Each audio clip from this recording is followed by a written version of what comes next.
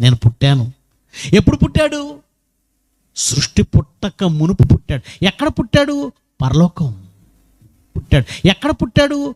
పరలోకం. యేసు పుట్టక ముందు పరలోకం లేదు. పరలోకం పుట్టింది ఎప్పుడు తెలుసా? యేసు పుట్టిన తరువాత. చాలా మందికి తెలియదండి. డైరెక్టర్ గారు ఎప్పుడో చెప్పారు ఇవన్నీ, ఎవరికి ఎక్కవు.